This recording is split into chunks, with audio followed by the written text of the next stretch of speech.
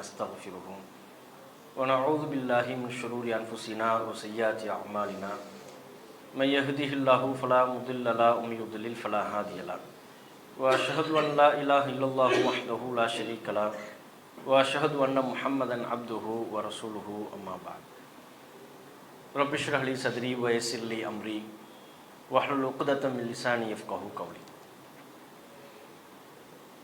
கண்ணியத்திற்குரிய எல்லாமுள்ள அல்லாஹுவின் நல்லடியார்களே, எல்லாமுள்ள அல்லாஹுவின் மகத்தான கிருபையினால் அருள் நிறைந்த ரமலான் மாதத்திலே அல்லாஹுவை தொழுது வணங்கியவர்களாக அவனது ஆலயத்திலே நாம் எல்லாம் அமர்ந்திருக்கிறோம். ரமலான் மாதத்தின் முதல் ஒரு வார காலத்திற்குண்டான தலைப்பாக அன்னலாரின் ஆட்சி முறை என்கிற தலைப்பை தேர்வு செய்து நேற்றைய தினம் நபிகள் நாயகம் ஸல்லல்லாஹு அலைஹி வஸல்லம் அவர்கள் ஒரு ஆட்சியாளராக எவ்வாறு சிறந்து விளங்கினார்கள், அவர்களது காலத்திய அரசவை நடைமுறைகள் அனைத்தையும் ஒழித்து ஒரு புதிய நடைமுறையை நபிகள் நாயகம் ஸல்லல்லாஹு அலைஹி வஸல்லம் அவர்கள் உருவாக்கினார்கள் என்பதை பற்றிய துவக்கமான சில செய்திகளை நாம் பார்த்தோம். அதில் குறிப்பாக பழங்கால மன்னர்கள், ராஜாக்கள் தாங்கள் அதிகம் புகழப்பட வேண்டும் என்பதை பெரிதும் விரும்புவார்கள். நபிகள் நாயகம் மக்களால் தாம் அதிகம் புகழப்பட வேண்டும் என்பதை துளியும் விரும்பாதவர்களாக இருந்தார்கள்.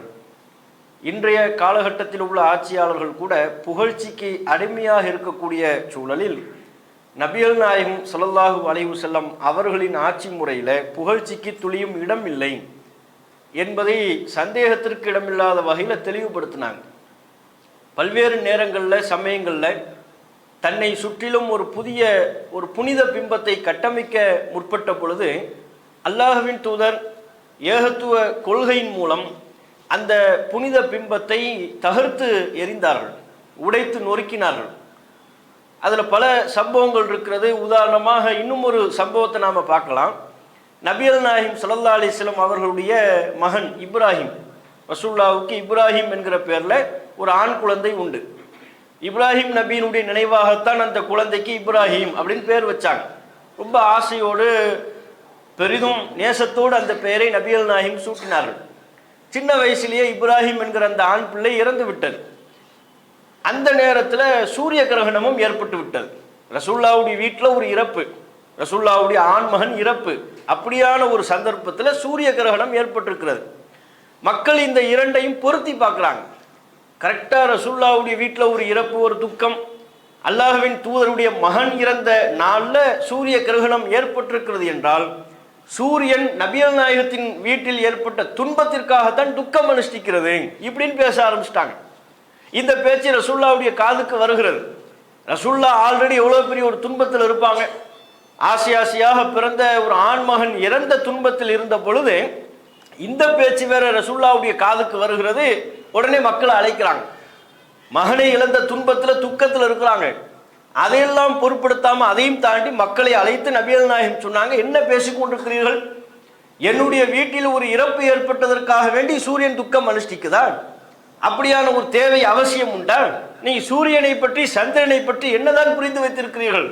ரசூலுல்லாஹ் மிக தெளிவாக சொன்னார்கள், இன்ன ஷம்ஸ வல் கமர் ஆயத்தானி மின் ஆயாத்தில்லாஹ், சூரியனும் சந்திரனும் அல்லாஹுவின் இரு அத்தாட்சிகள். லா யன்ஹசிஃபானி லிமௌத்தி அஹதின், யாருடைய மரணத்திற்காகவும் அவை துக்கம் அனுஷ்டிக்க வேண்டிய தேவை இல்லை. அதெல்லாம் அல்லாஹ்வுடைய அத்தாட்சி, அல்லாஹ்வினுடைய உத்தரவுக்கு ஏற்ப அவை செயல்பட்டு கொண்டிருக்கிறது.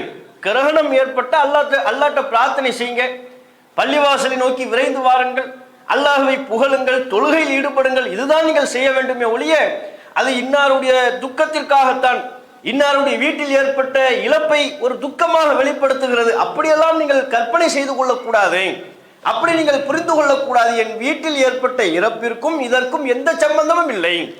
எப்படி ரசூல் ஸல்லல்லாஹு அலைஹி வஸல்லம் அவங்க தன்னியல்பாக தன்னை சுற்றி ஒரு புனித பிம்பம் உருவாக்கப்பட்ட போது உடனடியாக தான் ஒரு பெரும் துன்பத்தில் இருந்த போதிலும் கூட, தான் ஒரு பெரிய சோகத்தில் இருந்த போதிலும் கூட அதையெல்லாம் பொருட்படுத்தாம இந்த புனித பிம்பத்தை கட்டமைப்பதற்கு நாம இடம் கொடுக்க கூடாது, அடிச்சு நொறுக்கிட்டாங்க. இந்த அளவுக்கு புகழ்ச்சி என்கிற அந்த போதையிலிருந்து நபிகள் நாயகம் ஸல்லல்லாஹு அலைஹி வஸல்லம் அவர்கள் விலகியவர்களாக இருந்தார்கள். என்ன காரணம்?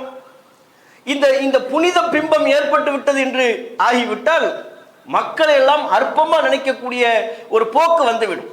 ஆட்சியாளர்களுக்கு இருக்கக்கூடாத பண்பு, ஆட்சியாளர்கள் உள்ளத்தில் பதிவு செய்யக்கூடாத அம்சமே என்ன? மக்கள் வேற நாம வேற, நாமெல்லாம் புனிதர்கள், மக்கள் அவங்க சாதாரண அற்ப மனிதர்கள். அப்ப மக்களை அற்பமாக கருதக்கூடிய மனப்பான்மை மன்னர்களுக்கு ஏற்பட்டுவிடும், ஆட்சியாளர்களுக்கு ஏற்பட்டுவிடும். ஆகவே இந்த புனித பிம்பத்திற்குள் எந்த ஆட்சியாளரும் சிக்கிவிடக் கூடாது என்கிற பாடத்தை நபிகள் நாயகம் ஸல்லல்லாஹு அலைஹி வஸல்லம் அவர்கள் இந்த சம்பவத்தின் மூலமாக ஆட்சியாளர்களுக்கு ஒரு மிகச்சிறந்த அற்புதமான பாடத்தை உணர்த்தி காட்டி செல்கிறார்கள். ஆட்சியாளர்கள் மண்டையில் இதை ஏற்றாதீங்க, எல்லாரும் சமம், மக்களும் நீங்களும் சமம், அனைவரும் ஒரே மாதிரியாகத்தான் இருக்கிறீர்கள், மக்களில் ஒருவராக மக்களோடு தன்னை பொருத்தி கொள்ளக்கூடிய ஒரு மைண்ட் செட்ல மனப்பான்மையில தான் ஆட்சியாளர் இருக்கணுமே ஒழிய மக்கள் வேற, அவர்களை ஆட்சி செய்யக்கூடிய ஆட்சியாளர்கள் நாம வேற. இந்த புனித பிம்பம் கட்டமைத்து விட்டால் என்ன ஆகும் தெரியுமா?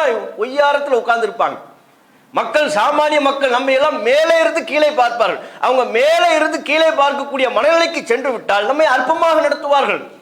நமது குரல் அவர்களுக்கு கேட்காது, நமது வழி அவர்களுக்கு புரியாது, நம்முடைய தேவைகள் என்னவென்று அவர்களுக்கு தெரியாது. ஏன்? அவங்க அற்பமானவர்கள், சாதாரண மனிதர்கள். நமது நாட்டின் பிரதமர் கூட இந்த புனித பிம்பத்தை எல்லா ஆட்சியாளர்களும் கட்டமைக்க முற்படுவாங்க. ஒவ்வொரு காலகட்டத்திலையும் குர்ஆன் சொல்லுகிற வரலாற்றின் படியும் அதுதான். ஃபிரௌன் தன்னை என்னன்னு சொன்னான்? ஒரு ஆட்சியாளர் தான்.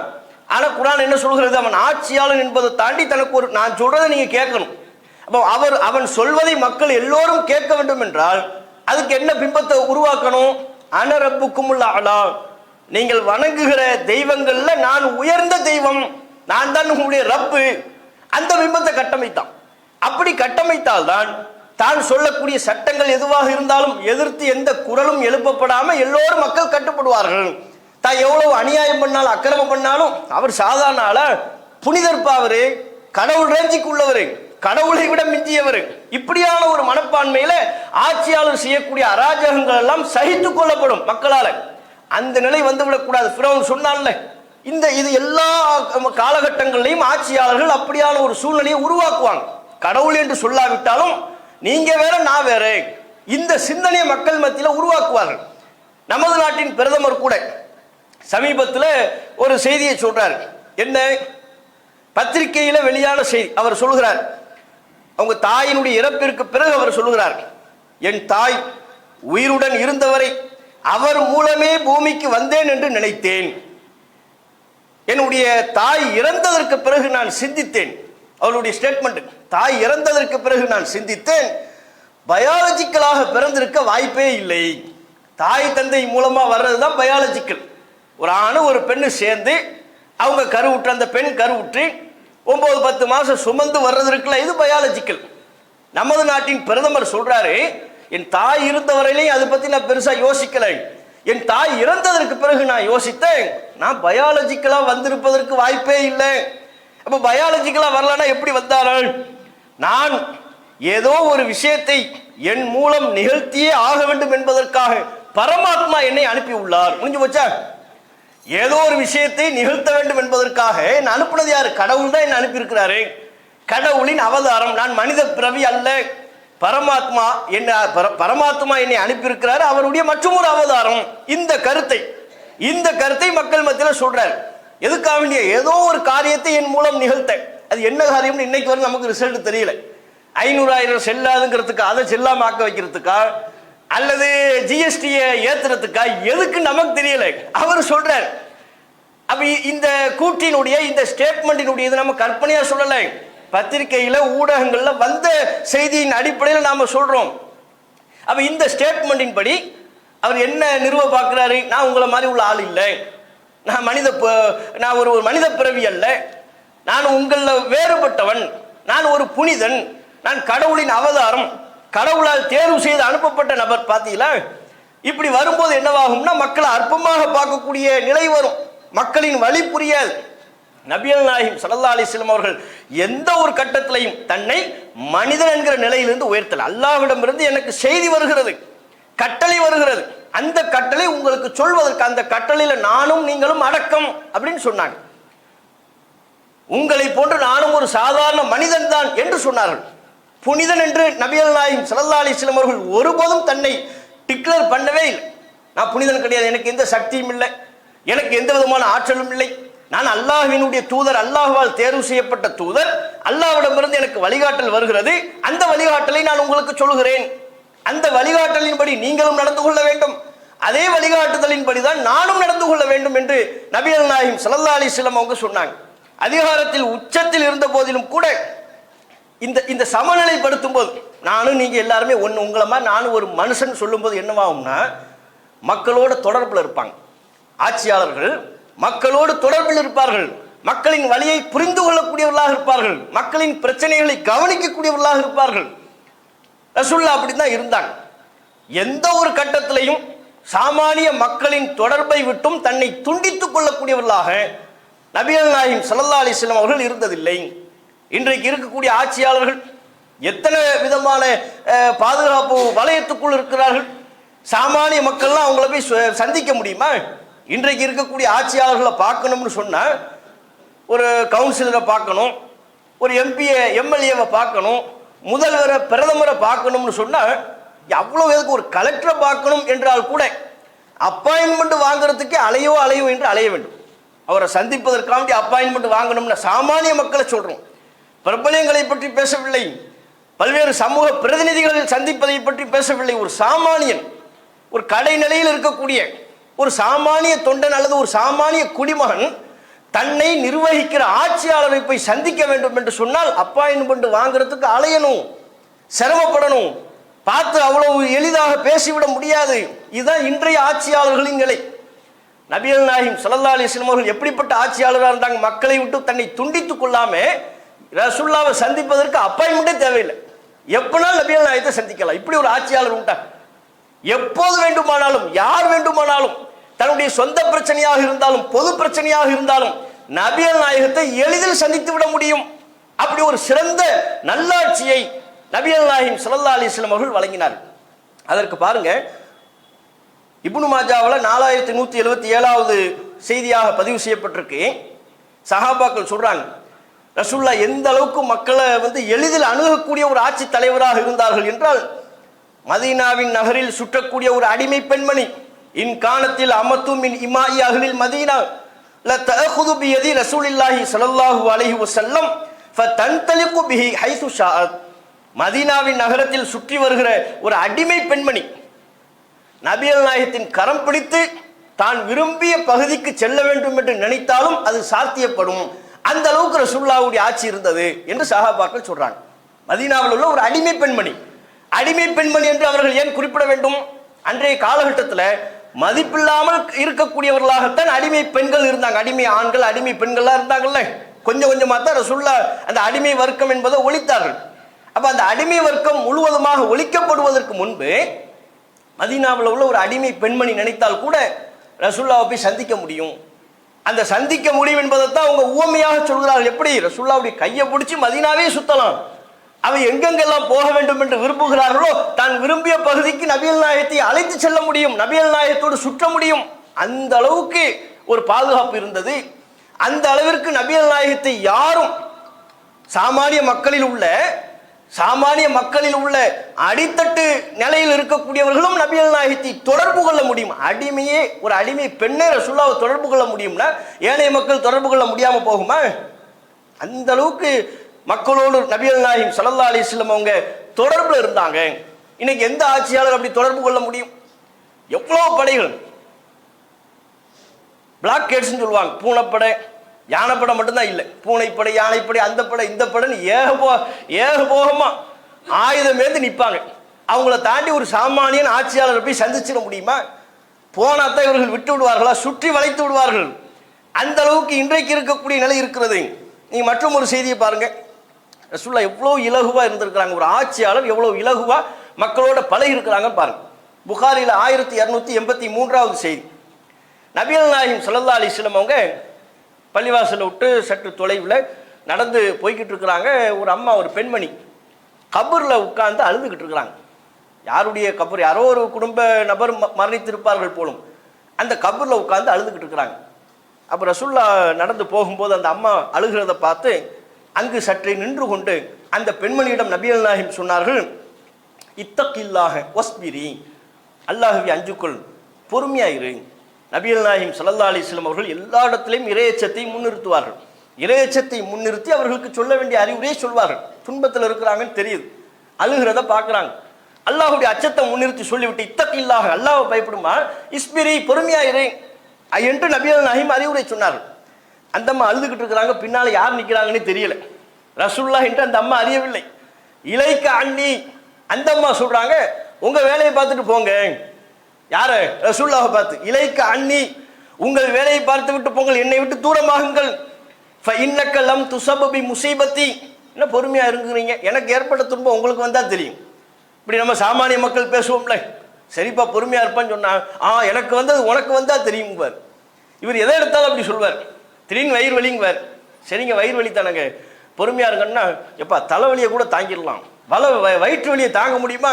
எது அவருக்கு வயிற்று வலி வரும்போது திடீர்னு ஒரு வாரம் கழிச்சு அவருக்கு தலைவலி வரும், இந்த வயிற்று வலியை கூட தாங்கிடலாம், தலைவலி இருக்குதே தாங்கவே முடியாதுங்குவார். அவருக்கு என்ன பிரச்சனை வருதோ அந்த பிரச்சனை தான் ரொம்ப பெருசு, உலகத்திலேயே பெருசு அதுதான் அப்படின்னு சொல்வார். தனக்கு ஏற்பட்டது உனக்கு வந்தால் தெரியும், மற்றவர்களுக்கு வந்தால் தெரியும் என்று சொல்வார்கள். இது மனித இயல்பு. இந்த அடிப்படையில் அந்த அம்மா சொல்றாங்க, உங்க வேலையை பார்த்துட்டு போங்க, எனக்கு ஏற்பட்ட துன்பம் உங்களுக்கு வரவில்லை. ரசூலுல்லாஹ் அறிவுரை சொல்லிட்டு கிளம்பிட்டாங்க, வீட்டுக்கு போயிட்டாங்க. அதற்கு பிறகு அதை பார்த்துட்டு அந்த அம்மாட்ட சொல்றாங்க, வந்தது யாருன்னு தெரியுமா, நீ பாட்டு வேலையை பார்த்துட்டு போன்னு சொல்லிட்டீங்களே, அவங்க அல்லாஹ்வின் தூதர் ரசூலுல்லாஹ்ட்ட இப்படி நீங்க பேசியிருக்கிறீங்க அப்படிங்கிறாங்க. அப்படியான்னு சொல்லி நேராக ரசூலுல்லாஹ்வை சந்திக்கிறதுக்கு வீட்டுக்கு போயிட்டாங்க. அதை பற்றி கூட அந்த அறிவிப்பில் இடம்பெறுகிறது. அந்த பெண்மணி ஃபஅத்தத் பாபன் நபி, நபிகள் நாயகம் ஸல்லல்லாஹு அலைஹி வஸல்லம் அவர்களின் வீட்டு வாசலுக்கு சென்றார்கள். ஃபலம் தஜித் இன்தஹு பவ்வாபீன், வீட்டு வாசலில் எந்த வாயில் காவலர்களையும் பார்க்கவில்லை. வாயில் காவலர்கள்லாம் கிடையாது, செக்யூரிட்டி, அந்த அடுக்கு இந்த அடுக்கு, 8 அடுக்கு பாதுகாப்பு, எக்ஸ் பிரிவு, ஒய் பிரிவு, இசட் பிரிவு. ரசூல் ஸல்லல்லாஹு அலைஹி வஸல்லம் அவர்களுக்கு 0 செக்யூரிட்டிங்கிறது. என்ன எக்ஸ் செக்யூரிட்டி, 8 அடுக்கு பாதுகாப்பு, 7 அடுக்கு, 0 அடுக்கு பாதுகாப்பு தான். எந்த சுற்றிலும் எந்த சைரனும் கிடையாது. இன்றைக்குள்ள ஆட்சியாளர்கள் பவனி வருவதை போல நபிகள் நாயகம் ஸல்லல்லாஹு அலைஹி வஸல்லம் அவர்கள் அன்றைக்கு பவனி வந்திருப்பார்களேயானால், மதீனா நகரத்தில் சுற்றி திரிந்திருப்பார்களேயானால், வரும்போதே அந்த பெண்மணி கண்டுபிடிச்சிருப்பாங்கல்ல, ஒரு பெரிய படைப்பட்டாலும் வர சத்தம் கேட்குது, யாரு ரசூலுல்லாஹ் தான் இருப்பாங்கன்னு தெரிஞ்சிருப்பாங்களே. தெரியல, ஏன் சைரன்லாம் இல்லை. இன்னைக்கு வச்ச மாதிரி சைரன் வச்ச கார்ல போறது, பெரிய படைப்பட்டாளத்தோட போவது, தெருவே அதிர்ற அளவுக்கு கூட்டத்தோட ஒரு சாதாரண எம்எல்ஏ வீட்டுக்கு வந்துட்டாரு, அந்த தெருக்குள்ள போறாருன்னு சொன்னா அவ்வளோ பரபரப்பா இருக்கும். எங்கோ வந்துகிட்டு இருப்பாரு, 3 கிலோமீட்டர் 4 கிலோமீட்டருக்கு தள்ளி வந்துகிட்டு இருப்பாரு. இங்க நம்மளை நிப்பாட்டிடுவாங்க, 1/4 மணி நேரம் ஆகும். என்னங்க யாருங்க வர்றா, அந்த வந்துகிட்டு இருக்கிறாரு, கிளம்பிட்டாரு, எங்க வீட்டை விட்டு கிளம்பிட்டார். அவர் வீட்டை விட்டு கிளம்புனதுக்கு நமக்கு நடுரோட்டில் நின்றுகிட்டு இருக்கணும். இதான் இன்றைக்குள்ள ஆட்சியாளர்களின் நிலைமை. ஆட்சியாளர்கள் இப்படித்தான் இருப்பாங்கன்னு மக்களுக்கு லேசுப்படுத்துறாங்க. ஆமாப்பா நீ ரோட்டில் நின்று தான்ப்பா ஆகணும், ஆட்சியாளர் வந்தார்னா கிளம்புனார்னா நீ கொஞ்ச நேரம் காத்துரு, உன் பிரச்சனையை தீர்க்கத்தானே அவர் போயிட்டு இருக்கிறாரு என்று மக்கள் சிரமப்படுவதை ஆட்சியாளர்களின் பேரில் கஷ்டப்படுறத நார்மலைஸ் பண்றாங்க, இலகுவாக்குகிறார்கள். அப்படியான ஒரு நிலைமை இருக்கிறத நம்ம பார்க்குறோம். ஆனால் நபிகள் நாயகம் ஸல்லல்லாஹு அலைஹி வஸல்லம் அவங்கள பாருங்க, எந்த செக்யூரிட்டியும் இல்லை. அந்த அம்மா சொல்றாங்க, நான் வீட்டு வாசலுக்கு போயிட்டேன், எந்த வாயில் காவலர்களும் இல்லை, அனுமதி கேட்டு உள்ளே போகிறாங்க. வீட்டில் அவங்க குடும்பத்தார் இருப்பாங்க, அனுமதி கேட்டு உள்ளே போகிறாங்க. உள்ளே போன உடனே அந்த அம்மா சொல்கிறாங்க, லம்மா ஆரிஃப்க, அல்லாஹ்வின் தூதரே நீங்கன்னு தெரியாமல் பேசிட்டேன், உங்களை நான் பார்க்கல, சரியாக பார்க்கல, நான் பேசுகிறத ஒன்றும் மனசில் வச்சுக்காதீங்க அப்படிங்கிறாங்க. நபிகள் நாயகம் ஸல்லல்லாஹு அலைஹி வஸல்லம் அவர்கள் அப்போதும் அந்த பெண்மணிக்கு பொறுமை குறித்த அறிவுரை சொல்வதில் தான் கவனத்தோடு இருந்தார்கள். தன்னை பற்றி பேசியதையெல்லாம் ரசூலுல்லாஹ் பெருசாக நினைக்கல. பொறுமையா இருந்தா பொறுமையா இருக்க வேண்டியதானம்மா. இன்னம சபுரு இந்த சதுமத்தில் ஊழா, பொறுமை என்பது துன்பம் வந்து தாக்குகின்ற முதல் சமயத்தில் கடைபிடிப்பதுதான், அதுதான் பொறுமை. எல்லாம் முடிஞ்சதுக்கு அப்புறம் கடைசியா நான் பொறுமையா இருக்கிறேன்னா அதுக்கு பேர் பொறுமை இல்லை. அந்த அம்மா அப்படி சொல்லியிருப்பாங்க போல, இப்ப நான் பொறுமையா இருக்கிறேன். இப்ப நிறைய பேர் இருப்போம்ல, இவர் பெருமையா சொல்வார், எனக்கெல்லாம் கோபம் வந்துச்சுன்னு வைங்க, வந்துச்சுன்னா மனுஷனாவே இருக்க மாட்டேன், மிருகமா இருப்பேங்கிறது பெருமையா சொல்லலாம். மேடமே மனுஷனா இருக்க மாட்டேன்னு என்ன அர்த்தம், நான் மிருகமா மாறிடுவேன்னு அர்த்தம். அதான் பெருமையா பேசுவார். இன்னும் சில பேர், எனக்கு கோபம் வந்துச்சுன்னா கையில கிடைக்கிற பொருளை தூக்கி வீசிடுவார், கையில இருக்கிற செல்போனை தூக்கி வீசிடுவார், டிவியை உடைச்சிடுவார், பொருளை தள்ளிடுவார், எல்லாத்தையும் தள்ளிட்டு அதுக்கப்புறம் அல்லாஹ் காண்டி பொறுமையா இருக்கா, டேங்கப்பா போன் உடைஞ்சு போச்சு, டிவி உடைஞ்சு போச்சு, வீடே 2ஆக கிடக்குது, அதுக்கப்புறம் என்ன கடைசியில் அல்லாஹ்வுக்காக வேண்டி பொறுமையா இருக்கிறேன்னு ஒரு வார்த்தையை சொல்வார். அப்பதான் பார்க்குறோம் நபிகள் நாயகம் ஸல்லல்லாஹு அலைஹி வஸல்லம் அவங்க சொல்றாங்க, இது பொறுமை இல்லை.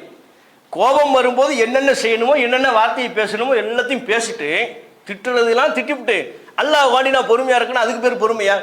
அதைத்தான் நபிகள் நாயகம் சொன்னாங்க, இன்னம சபரு இந்த சதுமத்தில் ஊலா, துன்பம் வந்து தாக்குகின்ற முதல் சமயத்திலேயே பொறுமையை கடைபிடிப்பதுதான் உண்மையான பொறுமை.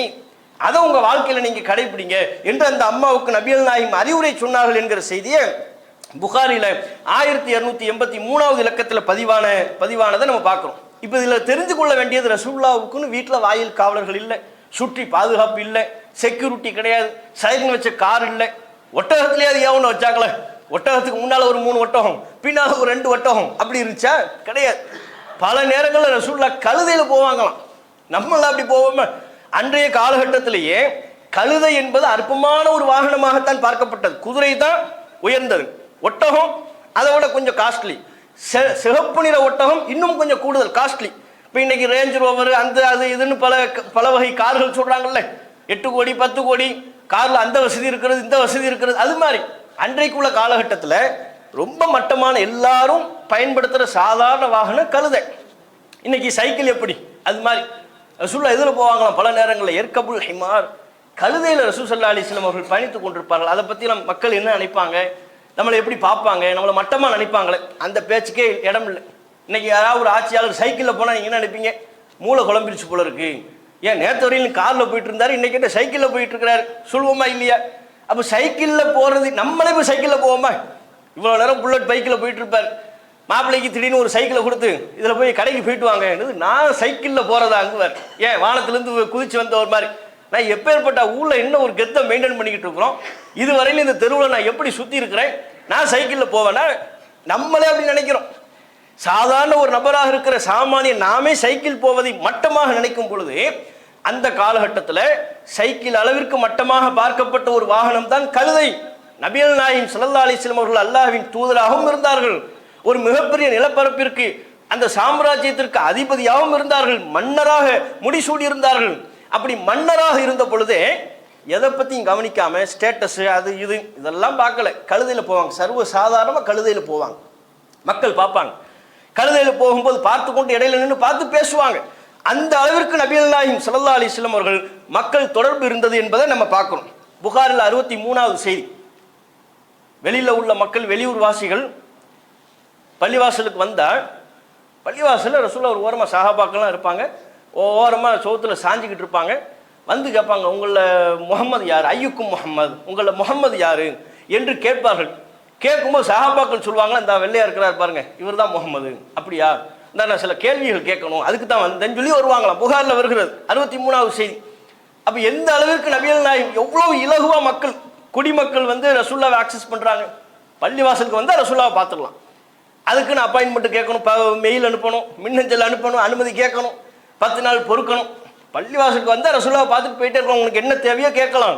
குடிமக்கள் என்ன பேச வேண்டுமோ நபிகள் நாயகம் ஸல்லல்லாஹு அலைஹி வஸல்லம் அவர்களை சந்தித்து பேச முடியும். அந்த அளவுக்கு எளிமைய நபிகள் நாயகம் ஸல்லல்லாஹு அலைஹி வஸல்லம் அவர்கள் கடைபிடித்தார்கள். ஒரு இஸ்லாமிய ஆட்சியாளர் அப்படித்தான் இருக்க வேண்டும் என்கிற பாடத்தை தனக்கு பின் வரக்கூடிய ஆட்சியாளர்களுக்கு ஒரு முன்மாதிரியை விட்டு சென்றார்கள். இஸ்லாமிய ஆட்சியாளராக இப்படித்தான் இருக்கணும், மக்களோடு மக்களாக இருக்கணும், மக்களை கவனித்துக் கொண்டே இருக்கணும், மக்கள் பிரச்சனை என்னன்னு பார்க்கணும், மக்கள் பிரச்சனைகளை காது கொடுத்து கேட்கணும், மக்களை விட்டு பாராமுகமாக இருந்து விடக்கூடாது, அவர்களின் வழி புரியணும், வழியை உங்களிடம் சொல்லும் பொழுது கேட்டு அதற்கு தக்க தீர்வை கொடுக்க வேண்டும். எந்த நேரத்திலையும் ஒரு ஆட்சியாளருக்கு பெருமை வந்து விடக்கூடாது, அகந்தை வந்து விடக்கூடாது. பெருமை, அகந்தை, கர்வம் வந்து விடுமையானால் மக்களை விட்டு தூரம் ஆயிடுவாங்க, மக்கள் பிரச்சனையே கேட்க மாட்டாங்க. அதனால தான் நீங்க பாருங்க, அஹ்மதுல பதிவு செய்யப்பட்ட ஒரு செய்தி, நபிகள் நாயகம் ஸல்லல்லாஹு அலைஹி வஸல்லம் அவர்களுக்கு ஒரு நண்பர், அவர் பேரு ஜாஹிர், கிராமவாசி. ரசூலுல்லாவுக்கு அந்த ஜாஹிர் என்கிற அவர் ஒரு நபித்தோழர் தான், கிராமவாசி நபித்தோழர். அந்த கிராமவாசி நபித்தோழர் ஜாஹிர் அவ்வப்போது ரசூலுல்லாவுக்கு அன்பளிப்பு கொடுப்பார். ரசூலுல்லாவும் அந்த வழியா, அவர் ஊர் வழியா, அவர் கிராமத்தை டச் பண்ணி போகும் பொழுது அவருக்கு அன்பளிப்பு கொடுத்துட்டு போவாங்க. இப்படி சென்று கொண்டிருக்கக்கூடிய சூழல்ல ஒரு முறை நபிகள் நாயகம் ஸல்லல்லாஹு அலைஹி வஸல்லம் அவங்க தன்னுடைய தோழர்கள்ட்ட, நம்ம இப்போ அந்த வழியாக தானே போகிறோம், ஜாஹிரை பார்த்துட்டு போவோம் அப்படின்னு அவரை சந்திப்பதற்கு போகிறாங்க. அவர் ஜாஹிர் வந்து சந்தையில் இருக்கிறார், அவர் ஊரில் உள்ள ஒரு சின்ன ஒரு சந்தை பஜார், அங்கிருந்து பொருட்களை விற்று கொண்டிருக்கிறார். ரசூல்லா போகிறாங்க. அவர் போனது அவருக்கு தெரியாது. ஜாஹிர்ங்கிற அந்த நபித்தோழருக்கு தெரியாமலேயே பின்னாலிருந்து மறைஞ்சு போகிறார். நீங்களாம் இருங்கன்னு சொல்லிட்டு பின்னாலிருந்து மறைஞ்சு போய் டக்குன்னு கட்டி பிடிச்சிட்டார். யார்? ரசூல்லா. ஒரு மன்னர், ஒரு அதிபர் அந்த ஜாஹிர்ங்கிற நபித்தோழரை, ஒரு கிராமவாசி அரபி, அன்றைக்கு உள்ள காலகட்டத்தில் கிராமவாசின்னு சொன்னால் இப்போ இன்னைக்கு நம்ம மலைவாழ் மக்கள், ஒரு ஒதுக்குப்புற பகுதிகளில் இருப்பவர்கள் மட்டமாக பார்க்கப்படுறாங்கல்ல. இஸ்லாத்தில் அந்த அப்படியான எந்த பாகுபாடும் இல்லை, எந்த மட்டமும் கிடையாது. எல்லாருமே ஒன்று தான். நீ சிட்டியில் இருந்தாலும், நகரத்தில் இருந்தாலும், ஊரில் இருந்தாலும், மலையில் இருந்தாலும், மலை அடிவாரத்தில் இருந்தாலும், கீழே இருந்தாலும், எங்கே இருந்தாலும் நீ மனுஷன், அவ்வளவுதான். அப்படித்தான் நம்ம பார்க்கணும். நபிகள் நாயகம் ஸல்லல்லாஹு அலைஹி வஸல்லம் அவங்க இந்த கிராமவாசி அரபிகள்லாம் மக்கள்கிட்ட மட்டமாக பார்க்கப்படுற ஒரு நிலை இருக்குது. அதுலேயும் அவருக்கு தோற்ற குறைபாடு, முகத்தோற்றமாக அவ்வளோ அழகாக இருக்காங்க, ஹதீஸுகளில் வருது. அவரை போய் பார்த்துட்டு பின்னால் வந்து அப்படி கட்டி பிடிச்சிடுறாங்க. இவர் யார் பையனை கட்டி பிடிச்ச, விடுங்க விடுங்க அப்படிங்கிறாரு. அவருக்கு தெரியலையா? ஒன்னே ரசூல், அது பஜார் தானே, சந்தை தானே.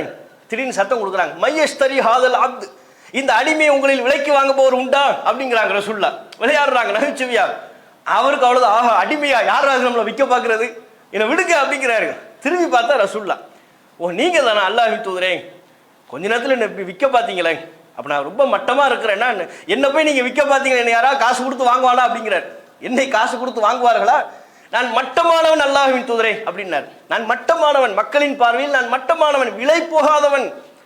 நபிகள் நாயகம் ஸல்லல்லாஹு அலைஹி வஸல்லம் அவர்கள் சொன்னார்கள், ஜாஹிரே, மக்களின் பார்வையில் நீங்கள் விலை போகாதவராக இருக்கலாம், நிச்சயமாக அந்த இன்தல்லாஹி, நீங்கள் அல்லாஹ்விடத்தில் காலின், விலை உயர்ந்தவர், விலை மதிப்பே இல்லாத உயர்ந்தவர் நீங்கள். அல்லாஹ்விடத்தில் நீங்கள் லைஸ பி காசித், மட்டமானவர் அல்ல என்று நபிகள் நாயகம் ஸல்லல்லாஹு அலைஹி வஸல்லம் அவர்கள் அவருக்கு சொன்னாங்கங்கிற செய்தியை பார்க்கணும். பாருங்க எப்படி நடக்குது. ஒரு அதிபர் ஒரு குடிமகனை கட்டி பிடித்து சர்வ சாதாரணமான முறையில் நகைச்சுவையாக பேசி தம்முடைய அன்பை பரிமாறுகிறார். இப்பெல்லாம் நடக்குமா? இன்னைக்கு உள்ள அதிபர்கள், ஆட்சியாளர்கள் நம்மளை கட்டி பிடிக்க வேண்டிய அவசியம் இல்லை, தொடுவார்களா? நாம் அவர்களுக்கு தொட்டோம்னா, இன்னைக்கு இது மாதிரி போயிட்டோம், நீங்க முஸ்லீமா இருந்தால் அவ்வளோதான். முதல் குண்டு வச்சிருக்கியான்னு பாரு, போடு, இவனுக்கு ஒரு ஊப்பாவை போடு, ஒரு பொடா 2 பொடாவை போடு, 3 தடாவை போடு. பொடா தடாலாம் இப்போ இருக்கான்னு தெரியல. இப்படியான ஏகபோக வழக்குகளை என்ன செஞ்சிருவாங்க? யார் யார் நீ பாட்டுக்கிட்ட ஆட்சியாளருக்கு பக்கத்தில் வர்ற, முண்டி எடுத்து கொண்டு வருகிறாய், நம்மளை விடுங்க, வெளியாட்களை விடுங்க. அவங்க கட்சிக்காரர்களே தலைவரேன்னு பக்கத்தில் போவாங்க, குண்டு கட்டா தூக்கி தூக்கி வீசிடுவாங்க. எதுக்கு தலைவர்கிட்ட நீ வர்ற, அவர் அடிக்கிற மாதிரி வர்ற, பாயிற மாதிரி வர்ற, நெருங்க விட மாட்டார்கள். ஆட்சியாளர்களிடம் அவருடைய கட்சிக்காரர்களை நெருங்க முடியாத அளவிற்கு ஒரு பாதுகாப்பு வளையத்தை ஏற்படுத்தியிருக்கும் இந்த காலகட்டத்தில் நாம் நபிகள் நாயகம் ஸல்லல்லாஹு அலைஹி வஸல்லம் அவர்கள் ஒரு ஆட்சியாளராக எந்த அளவிற்கு மக்களோடு ஒரு எளிமையான அணுகுமுறையை கடைபிடித்தார்கள் என்பதை நம்ம பார்க்கணும். எங்கனாலும் ரசூலுல்லாஹை பார்த்து பேச முடியும். குடிமக்கள் யாருனாலும், ஆணா இருந்தாலும், பெண்ணா இருந்தாலும், சிறுவராக இருந்தாலும், வயோதிகராக இருந்தாலும் நபிகள் நாயகத்தை இலகுவாக அணுக முடியும். அதுதான் ஆட்சியாளர் என்கிற முறையில் நபிகள் நாயகம் ஸல்லல்லாஹு அலைஹி வஸல்லம் அவர்கள் கற்றுக் கொடுத்த இலக்கணம். அதான் அடிப்படை தகுதி. மக்கள் உன்னை வந்து சந்திக்கணும், அதை சந்திப்பதற்கே சிரமப்படுத்திக்கிட்டு என்ன சந்திக்க முடியல, எனக்கு ஏகப்பட்ட வேலை இருக்கு. எதுக்கு ஏகப்பட்ட வேலை? மக்களை நிர்வாகம் பண்றது தானே வேலையே. அவங்க பிரச்சனை என்னன்னு கேட்டு அதற்கு தீர்வு கொடுப்பது தானே வேலை, அதை செய்யணும்ல. எந்த அளவுக்கு ரசூலுல்லாஹ் பாருங்க, இப்னு ஹிப்பான்ல 4679வது இலக்கத்தில் பதிவான ஒரு ஹதீஸ். ஹுவைலா பின்த் சாலபா என்கிற ஒரு சஹாபிய பெண்மணி, அவங்க கணவர் அவங்களோட கொஞ்சம் வயசு கூட, ஒரு வயதான தோற்றத்தில் இருக்கக்கூடியவர். அவங்க 2 பேருக்கு மத்தியில் ஒரு சின்ன பிரச்சனை. ஹுவைலா பின்த் சாலபா அவங்க சொல்றாங்க, என்னுடைய கணவர் அவ்வப்போது கோபப்பட்டு கொஞ்சம் வார்த்தைகளை பேசி விடுவார். அன்றைக்கு அப்படித்தான் வீட்டிற்குள் வந்தார். அவர் கோபப்பட்டு 2 வார்த்தை பேச, ஃபராஜஅத்துஹு, நானும் பதிலுக்கு பேசிவிட்டேன், இவங்களும் பதிலுக்கு 2 வார்த்தையை பேசிட்டாங்க. என்னுடைய கணவர் கோபப்பட்டார். கோபப்பட்டு, என்ன எதிர்த்து பேசி கொண்டிருக்கிறாய், அன்தி கல்லஹரி உம்மி, நீ என்னுடைய தாயின் முதுகுக்கு சமம் அப்படின்ட்டாங்க. அப்படின்னா அரபு அன்றைய காலகட்டத்தினுடைய வழக்கத்தில் விவாகரத்துக்கு நெருக்கமான ஒரு சொல்லு. விவாகரத்தை நாடும் கணவர் இந்த வார்த்தையை பயன்படுத்தி விடுவார். நீ என் தாய் மாதிரி, இனிமேல் அவங்க கூட நான் சேர மாட்டேன், உறவு கொள்ள மாட்டேன், இல்லறத்தில் ஈடுபட மாட்டேன் அப்படின்னு அர்த்தம். அந்த வார்த்தையை அவர் சொல்லிடுறார். இனிமேல் என் தாயை போல அப்படின்ட்டார். தாயை போலன்னு பேசிட்டு அவர் வெளியே போயிட்டார். இந்த அம்மா வீட்டில் உட்காந்து இந்த சொல்லுக்காக வேண்டி கவலைப்பட்டுக்கிட்டு இருக்கிறாங்க. அவர் உள்ள வர்றார். உள்ள வந்தவொடனே, சரி நான் முன்பு பேசியதை நீ மனதில் எடுத்துக்கொள்ளாதேங்கிறாங்க. அந்த அம்மா இல்லை இல்லை, அது எப்படி பேசிட்டு பேசாமல் அதை எடுத்துக்கொள்ளக்கூடாதுன்னா எப்படி? நீங்கள் பேசிய இந்த வார்த்தை தொடர்பாக அல்லாஹும் அல்லாஹுடைய தூதரும் தக்க முடிவை சொல்லாமல் இனி நீங்கள் என் பக்கம் நெருங்கக்கூடாது, இந்த வீட்டில் இருக்க மாட்டேன்னு கிளம்பிட்டாங்க. தங்க சொந்தக்காரங்க வீட்டுக்கு போயிட்டாங்க. நேராக சொந்தக்காரங்க வீட்டுக்கு போயிட்டு அதற்கு பிறகு நபிகள் நாயகம் ஸல்லல்லாஹு அலைஹி வஸல்லம் அவர்களை சந்திப்பதற்கு அவங்க வீட்டுக்கு வர்றாங்க. ஆயிஷா ரலியல்லாஹு அன்ஹா அவர்கள் இருக்க அவர்கள் வீட்டுக்கு வருகிறார்கள். உட்கார்ந்துட்டாங்க. வீட்டுக்கு வரவும் அனுமதி கேட்டு உட்கார்ந்துட்டாங்க. ரசூலுல்லாஹ் முன்னால் உட்கார்ந்து தான் சந்தித்த கணவர் மூலமாக சந்தித்த பிரச்சனை, அவர்கள் சொன்ன வார்த்தை எல்லாவற்றையும் நபிகள் நாயகம் ஸல்லல்லாஹு அலைஹி வஸல்லம் அவங்க இடத்துல சொல்லிக்கிட்டு இருக்காங்க. அப்போ நபிகள் நாயகம் ஸல்லல்லாஹு அலைஹி வஸல்லம் அவங்க என்ன நினைச்சுன்னு சரியா தெரிஞ்சிருக்காதுல, இவங்க சொல்றதை வச்சுக்கிட்டு கொஞ்சம் புரிந்து கொண்டு நபிகள் நாயகம் ஸல்லல்லாஹு அலைஹி வஸல்லம் அவங்க சொல்றாங்க, சரிங்க எல்லாம் உங்க சொந்தக்காரர் தானே, அவங்க சொந்தத்தை தான் கல்யாணம் பண்ணியிருக்கிறாங்க. இப்னு அம்மிக்க உங்க சச்சா மகன் கல்யாணம் பண்ணியிருக்கீங்க, ஷேகும் கபீர், வயசும் கூட, வார்த்தை கொஞ்சம் முன்ன பின்ன இருக்கலாம், நீங்க பொறுத்துக்குங்க, பொறுமையா இருங்க. பொதுவாக அந்த குடும்ப பிரச்சனை சண்டன் வந்தா சொல்லுவோம்ல, அது மாதிரி நபிகள் நாயகம் ஸல்லல்லாஹு அலைஹி வஸல்லம் அவங்க அந்த அறிவுரையை சொல்கிறார்கள். அறிவுரை சொல்லும்போது அந்த அம்மா சொல்றாங்க, இல்ல இல்ல இந்த வார்த்தை தொடர்பா எனக்கு தக்க தீர்வு வேணும், நீங்க சொல்லாம நான் போக மாட்டேன். அல்லாஹ் இது விஷயத்தில் எனக்கு ஒரு தக்க தீர்வை வழங்கினால்தான் நான் இடத்த விட்டு காலி பண்ணுவேன், இல்லை போக மாட்டேன்னு உட்கார்ந்துட்டு இருக்கிறாங்க. பேசி கொண்டிருக்கும் போதே ரசூலுல்லாஹ்வுக்கு வஹி வந்து விட்டது. பேசிக்கிட்டு இருக்கும் போதே நபிகள் நாயகம் ஸல்லல்லாஹு அலைஹி வஸல்லம் அவர்களுக்கு வஹி வருகிறது. வஹி எது தொடர்பாக வருகிறது? இந்த பெண்மணி கேட்பது தொடர்பாகவே வருகிறது. அல் முஜாதலா என்கிற அத்தியாயத்தினுடைய துவக்க வசனம் அல்லாஹ் சொல்கிறான். அந்த வஹீல அவங்களுக்கு அருளப்பட்ட அந்த நேரத்தில் அருளப்பட்ட வசனம், கது சமி அல்லாஹு கௌலல்லதி துஜாதிலுக்க ஃபி ஜௌஜிஹா வ தஷ்தகி இலல்லாஹ் வல்லாஹு யஸ்மஉ தஹாவுரகுமா. நபியே, ஒரு பெண்மணி உங்களிடத்தில் தன்னுடைய கணவன் சம்பந்தமாக வாதம் செய்ததையும் அது தொடர்பாக உங்களிடத்தில் முறையிட்டதையும் அல்லாஹ் கேட்டுவிட்டான். எல்லாவற்றையும் அல்லாஹ் கேட்கிறவன், அதற்கு அல்லாஹ் தக்க தீர்வை தருகிறான்ங்கிற அடிப்படையில் கருத்துக்கள் வருகிறது. அவர் தன்னுடைய மனைவியை தன்னுடைய தாய்க்கு சமம்னு சொன்னார்ல, இது குற்றம். இப்படி சொன்னால் அது கிட்டத்தட்ட விவாகரத்து மாதிரி. அப்ப மீண்டும் அந்த மனைவியோடு சேர வேண்டும் என்றால் அதற்கு பரிகாரம் உண்டு. என்ன பரிகாரம்? ஒரு அடிமையை விடுதலை செய்ய வேண்டும். அடிமையை விடுதலை செய்வதற்கு சக்தி இல்லையா, 2 மாதம் தொடர்ச்சியாக நோன்பு நோக்க வேண்டும். அதற்கும் சக்தி இல்லை என்று சொன்னால் அவர் 60 ஏழைக்கு உணவளிக்க வேண்டும் என்ற இந்த பரிகாரத்தை செய்ய வேண்டும் என்று நபிகள் நாயகம் ஸல்லல்லாஹு அலைஹி வஸல்லம் அவர்களுக்கு வஹி வருகிறது. இந்த சட்டத்தை அங்கே சொல்லிடுறாங்க. வஹி வந்த உடனே அந்த பெண்மணிட்ட சொல்றாங்க, ஹுவைலா, உன் தொடர்பாக அல்லாஹ் எனக்கு வசனத்தை அருளி விட்டான், இந்த நீங்க கேட்டது தொடர்பான சட்டம் அப்படின்னு சொல்லிட்டாங்க. சொன்ன உடனே இப்போ அடுத்து அவங்களுக்கு கவலை, அந்த அளவுக்கு அவர்கிட்ட வசதி இல்லையே அப்படின்னு. இவங்க நேரம் சண்டை ஓடிக்கிட்டு இருக்கு. இப்போ 2 பேரும் சேர்ந்தோடனே இப்போ பிரச்சனை என்ன, அந்த அளவுக்கு வீட்டுக்காருக்கு வசதி இல்லையே, அடிமையை விடுதலை செய்யணும்னு ஃபர்ஸ்ட் சொன்ன உடனே அடிமை விடுதலை, அவர்கிட்ட அடிமையெல்லாம் இல்லையே அப்படிங்கிறாங்க. அப்போ 2 மாதம் தொடர்ச்சியாக நோன்பு வைக்கணும், 2 மாதம் தொடர்ச்சி, அவரே வயசானவர், 2 மாதம் எப்படி தொடர்ச்சியாக நோன்பு வைப்பாது, சிரமம், அதுவும் முடியாது. 60 ஏழைக்கு உணவு கொடுக்கணும், அந்த அளவுக்கு அவர்கிட்ட பொருளாதார வசதிலாம் இல்லை அப்படின்னு. அப்போ ரசூலுல்லாஹ் செய்கிறாங்க, சரி பரிகாரம் கொடுத்தாகணும், நான் வேணா பாதி தரேன் அப்படிங்கிறாங்க.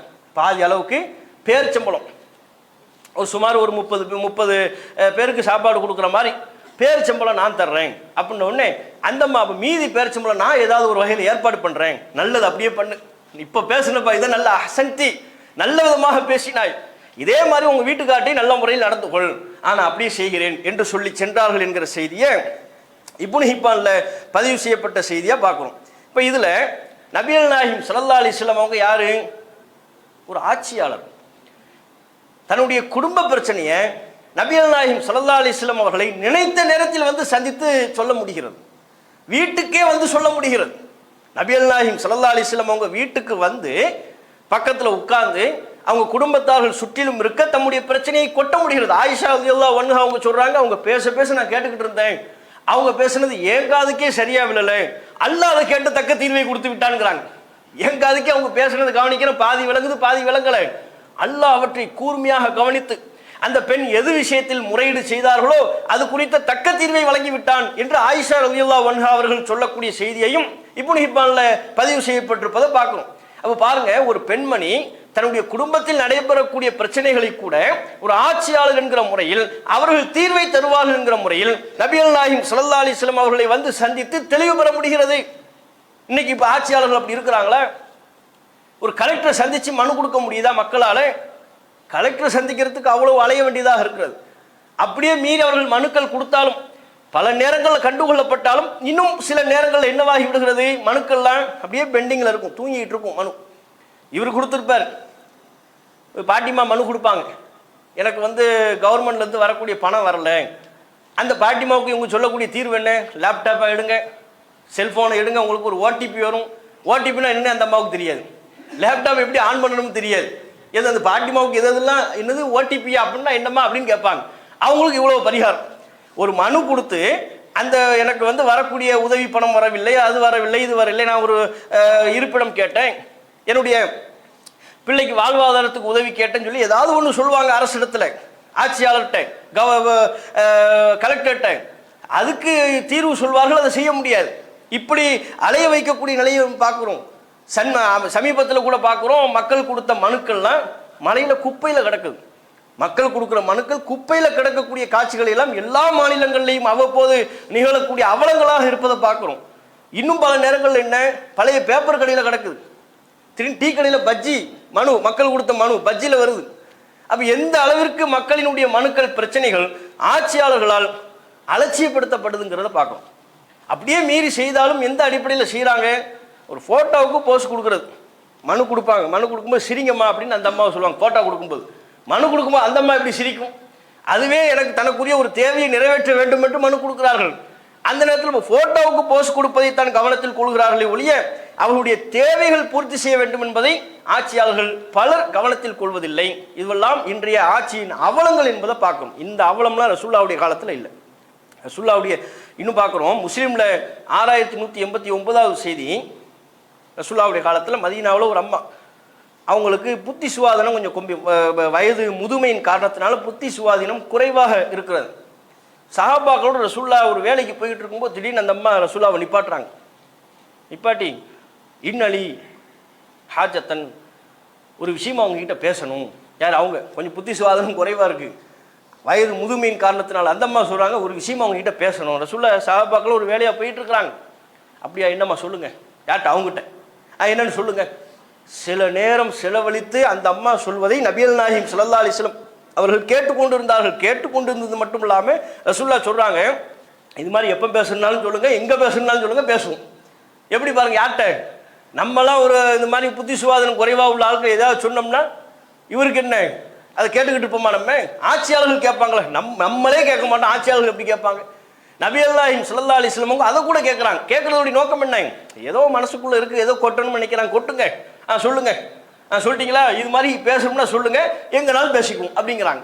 இது முஸ்லீமில் பதிவு செய்யப்பட்ட செய்தியாக இருப்பதை பார்க்கணும். அப்போ ஆட்சியாளருக்கு அடிப்படையே மக்கள் தொடர்பு, மக்களோடு எப்போவுமே அவங்க தொடர்பில் இருக்கணும், மக்களின் தேவைகளை அறிந்து கொள்ளக்கூடியவர்களாக இருக்கணும், மக்களோடு மக்களாக களத்தில் நிற்கணும், வெறுமனே மக்களை மேலிருந்து பார்க்கக்கூடியவர்களாக. ஆட்சியாளர்களுக்கு எந்த எண்ணம் வரக்கூடாதுன்னா இவங்களை நம்ம நிர்வாகம் பண்ணுறோம், இவங்களை நம்ம அதிகாரம் பண்ணுறோங்கிறது வரக்கூடாது. நம்மிடம் உள்ள அதிகாரத்தின் மூலம் மக்களுக்கான உரிமையை நம்மிடம் பெறுகிறார்கள் அப்படி அவங்க நினைக்கணும். அவங்க உரிமை தொடர்பாக பல விஷயங்கள் நம்மிடம் இருக்கிறது, அவர்களுடைய தேவைகளை பூர்த்தி செய்யக்கூடிய அம்சங்கள் நம்மிடம் இருக்கிறது, நாம் தான் அவர்களுடைய தேவைகளை பூர்த்தி செய்து கொடுக்க வேண்டும் என்கிற சிந்தனை வரும்போது மக்களோடு ஒன்றா இருப்பாங்க, களத்தில் ஒன்றா நிற்பாங்க. நீங்கள் பாருங்கள், ரசூலுல்லாஹ் வந்து வேடிக்கை பார்க்கக்கூடிய ஆட்சியாளராக இல்லாமல் எல்லா துன்பங்களையும் எல்லா இடர்பாடுகளையும் மக்களோடு மக்களாக களத்தில் நின்றார்கள் என்பதற்கு பல சான்றுகளை பார்க்குறோம். அஹ்ஸாப் யுத்தம், அந்த யுத்தத்தின் போது இது தொடர்பான செய்தி புகாரில் 4106வது செய்தியாக இடம்பெற்றிருக்கிறது. அஹ்ஸாப்ல அந்த யுத்தம் நடைபெறக்கூடிய சந்தர்ப்பத்தில் எதிரிகள் தம்மை தாக்கிவிடக்கூடாது, தங்களுடைய மக்களை தாக்கிவிடக்கூடாது என்பதற்காக வேண்டி ஒரு பெரிய குழி தோன்றாங்க. எல்லாரும் குழி தோண்டி கொண்டிருக்கும் பொழுது நபிகள் நாயகம் ஸல்லல்லாஹு அலைஹி வஸல்லம் அவர்கள் வேடிக்கை பார்க்கல, ரசூலுல்லாஹ்வும் குழி தோன்றாங்க. ரசூல் ஸல்லல்லாஹு அலைஹி வஸல்லம் அவர்களும் வயிற்றில் கல்லை கட்டி கொண்டு, பசி, எல்லாம் பசியில் ஒழுங்காக சாப்பாடு இல்லாமல் ஒரு கல் 2 கல்லுன்னு கட்டிக்கிட்டு குழியை தோண்டி கொண்டிருந்தார்கள். அல்லாஹ்வின் தூதரும் வயிற்றில் பசியை வைத்து கொண்டு கல்லை கட்டி கொண்டு குழி தோண்டினார்கள் என்கிற செய்தியை பார்க்குறோம். ஒரு கவி பாடிக்கொண்டே, இறைவா லவ்லா அன்த, நீ இல்லை என்றால் மகுத்ததைனா நாங்கள் நேர்வழி பெற்றிருக்க மாட்டோம், ஒலா தசத்தக்குனா நாங்கள் தர்மம் செய்திருக்க மாட்டோம், ஒலா சல்லைனா தொழுதிருக்க மாட்டோம், எல்லாமே இறைவா உன் மூலமாக தான் இந்த நேர்வழி கிடைத்தது, இந்த தொழுகை இந்த தர்மம் இதுவெல்லாம் உன் மூலமாக கிடைத்தது, எங்களுக்கு சக்கீனத் என்கிற மன அமைதியைத்தா, எதிரிகளை களத்தில் சந்திக்கின்ற பொழுது எங்களுக்கு உறுதிப்பாட்டைத்தா என்று நபிகள் நாயகம் ஸல்லல்லாஹு அலைஹி வஸல்லம் அவர்கள் ஒரு கவித்துவமான நடையில் இந்த வாசகத்தை சொல்லிக்கொண்டே குழி தோண்டினார்கள், அகல் தோன்றாங்க, மக்களோடு மக்களாக சேர்ந்து, சஹாபாக்களோடு சேர்ந்து. இப்படி ஒரு ஆட்சியாளரை பார்க்க முடியுமா?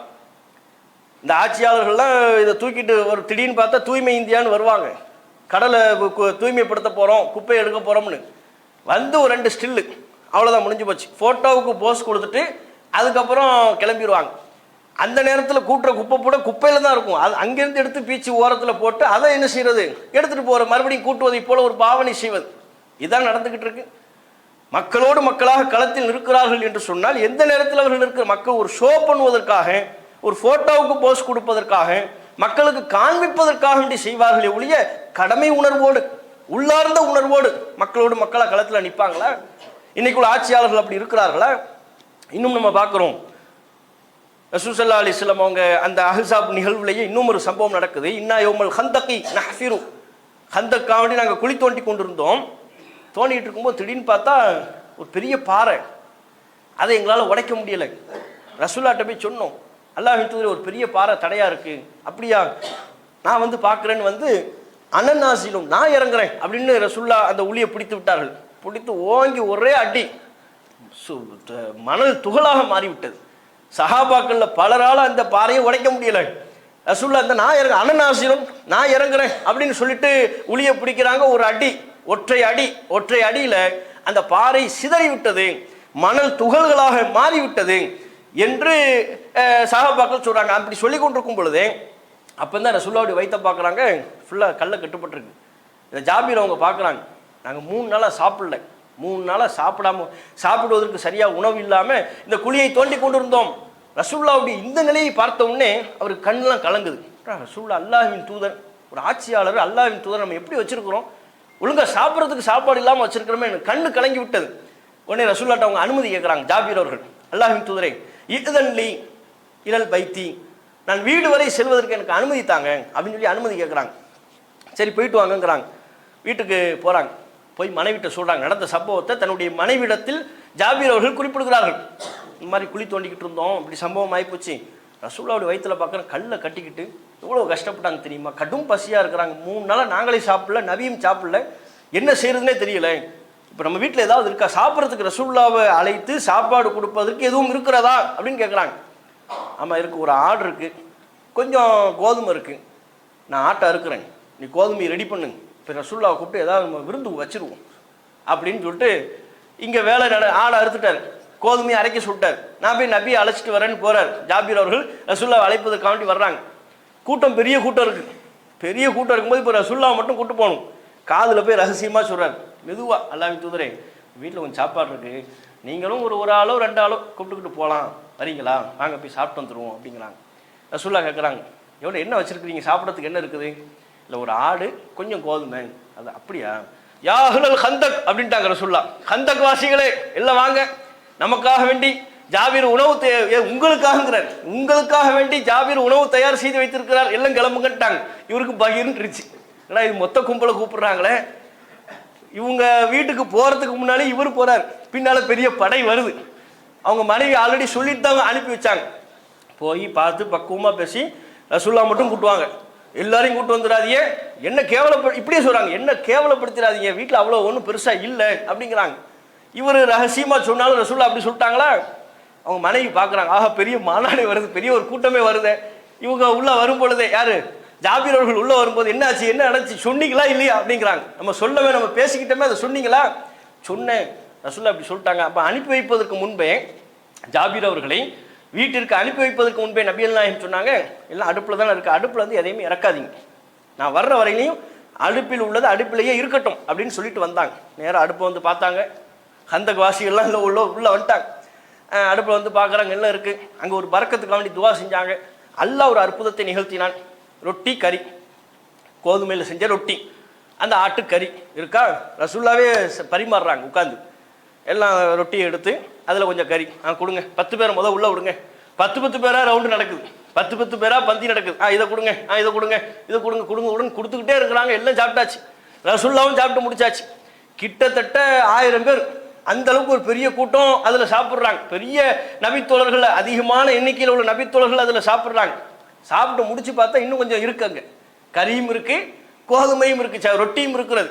போகும்போது சொன்னாங்க, நீங்களும் சாப்பிடுங்க, மிச்சம் இருந்தால் மீதமுள்ள நபர்களுக்கு கொடுங்க என்று சொல்லிவிட்டு சென்றார்கள்ங்கிற செய்தியை நம்ம பார்க்குறோம். புகாரியில் 4101வது இலக்கத்தில் பதிவு செய்யப்பட்டிருக்கிறது. இதில் பாருங்க, அகழ் தோண்டுவது எதற்காக வேண்டி தோறாங்க? தனக்கு வீடு கட்டுறதுக்காக வேண்டி ரசூலுல்லாஹ் தோண்டலை.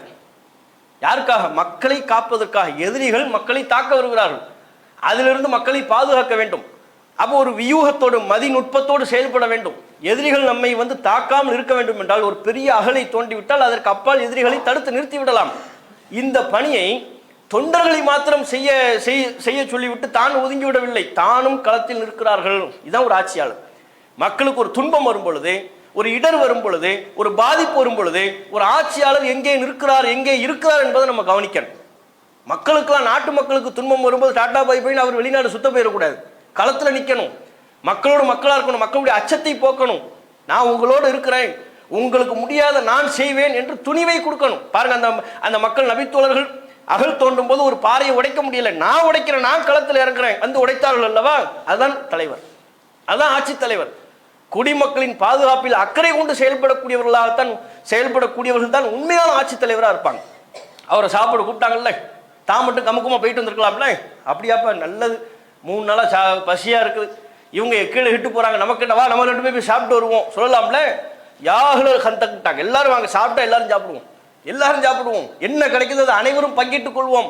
இதுதான் மக்களினுடைய நலனில் அக்கறை கொண்ட ஒரு ஆட்சி தலைவர். அப்படிப்பட்ட சிறந்த ஆட்சியை, நல்லாட்சியை, மக்களுக்கான ஆட்சியை நபிகள் நாயகம் ஸல்லல்லாஹு அலைஹி வஸல்லம் அவர்கள் வழங்கி மக்களினுடைய மனம் கவர்ந்த நாயகமாக நபிகள் நாயகம் ஸல்லல்லாஹு அலைஹி வஸல்லம் அவர்கள் திகழ்ந்தார்கள் என்பதை அவர்களுடைய வரலாற்று சம்பவங்களின் மூலம் நாம் அறிந்து கொள்கிறோம். இன்னும் அல்லாஹ்வின் தூதரினுடைய ஆட்சி முறை எந்தெந்த வகையில் சிறப்பாக செயல்பட்டது என்பதை அடுத்தடுத்த நாட்களில் தொடர்ச்சியாக பார்ப்போம். வாஹிர் தாவானா அல்ஹம்துலில்லாஹி ரப்பில் ஆலமீன். அஸ்ஸலாமு அலைக்கும் வரஹ்மத்துல்லாஹி வபரகாத்துஹு. துஆ ஓதிக்கங்க.